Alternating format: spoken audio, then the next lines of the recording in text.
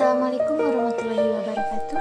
Kami dari kelompok 7 Manajemen Keuangan. Perkenalkan, nama saya Iqbal Sepuluda dengan NPM 101207078. Saya Dede Siti Nurhadijah dengan NPM 101200729. Saya Yadi Mulyana dengan NPM 101200727. Saya Ranti Nur Syaban dengan NPM 1012184. Saya Vega Permana dengan NPM 101200800. Kami akan mempresentasikan dalam sebuah video. Silahkan menyaksikan.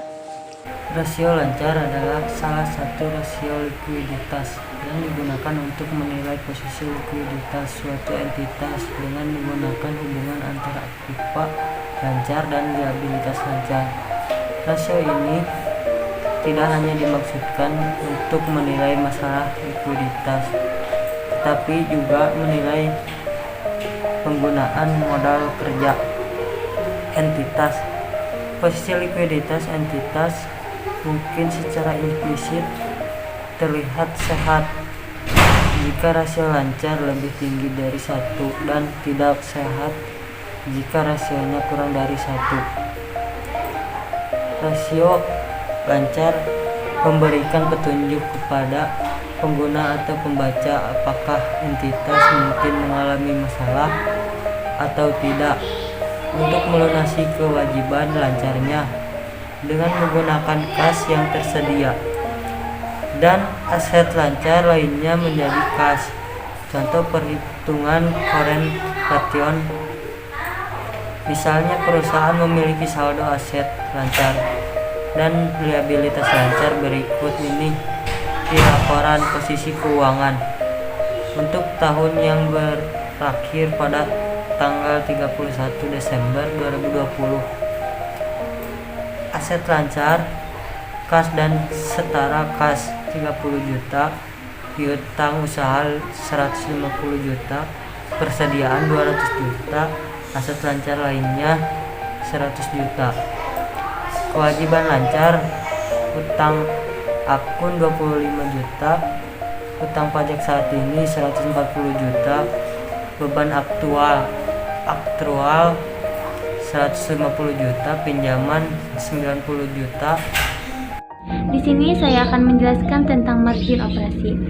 Margin operasi yaitu salah satu dari beberapa faktor yang digunakan untuk menilai profitabilitas perusahaan. Rumus ini menunjukkan ada investor dan pemangku kepentingan lainnya, seberapa baik organisasi itu dikelola dan apa risikonya untuk berinvestasi di perusahaan. Cara menghitung margin operasi yaitu margin operasi sama dengan pendapatan operasi dibagi pendapatan. Salah satu contoh kasus margin operasi yaitu BA Manufacturing melaporkan total 100 juta dalam pendapatan penjualan. Pada laporan laba rugi 2020, total pendapatan operasionalnya adalah 40 juta. Untuk tahun yang sama telah dikurangi semua biaya operasional. Margin operasi sama dengan 40 juta dibagi 100 juta. Kesimpulan materi yang telah saya disampaikan yaitu metrik keuangan ini harus dinilai berkaitan dengan tahap pertumbuhan bisnis. Persentasi margin yang rendah untuk permulaan tahap awal adalah normal karena memerlukan waktu untuk membangun dan menjalankan operasi yang efisien. Jadi jumlah perhitungan ini yaitu 0,40. Ini berarti BA Manufacturing menyimpan 0,40 sen untuk dolar yang dihasilkannya dalam pendapatan.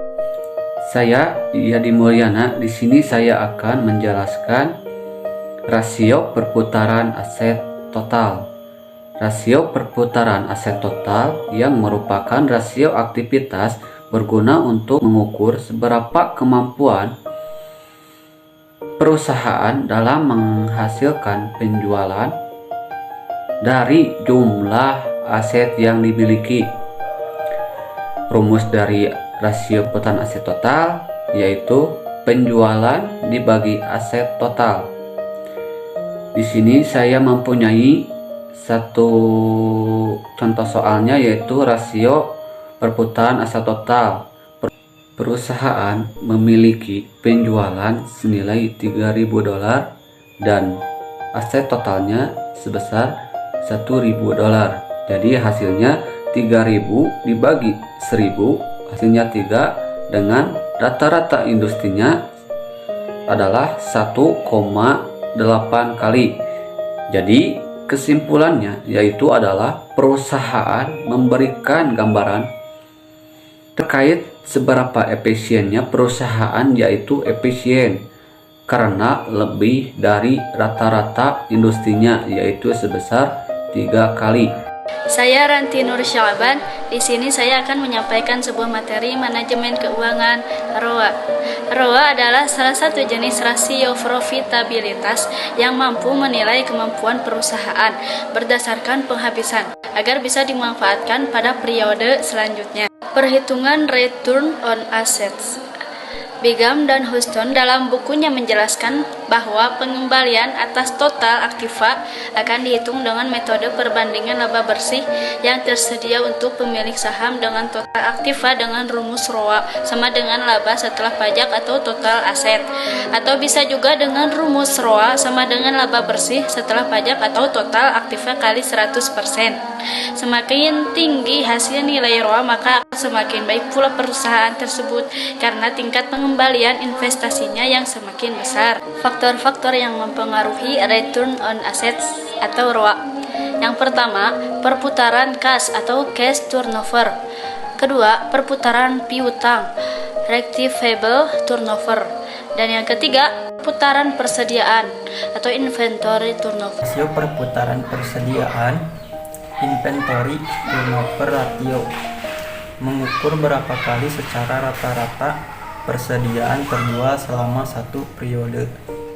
Tujuannya adalah untuk mengukur likuiditas persediaan. Besarnya hasil perhitungan perputaran persediaan menunjukkan tingkat kecepatan persediaan menjadi kas atau piutang dagang. Rumus dari rasio perputaran persediaan sama dengan penjualan atau persediaan. Contoh soal perusahaan mempunyai penjualan sebesar $3.000 dan perusahaan mempunyai persediaan sebesar $615. Jadi rasio perputaran persediaan sama dengan 3.000 dibanding 615 sama dengan 4,87 kali kesimpulan perusahaan, memberikan gambaran terkait seberapa efisien perusahaan, yaitu kurang efisien karena lebih kecil dari rata-rata industrinya sebesar 10,9 kali. Sekian dari kelompok kami. Saya Ranti Nur Syaban. Saya Iqbal Sepuluda. Saya Yadi Mulyana. Saya Vega Permana. Saya Dede Siti Nurhadijah, izin pamit undur diri. Wassalamualaikum warahmatullahi wabarakatuh.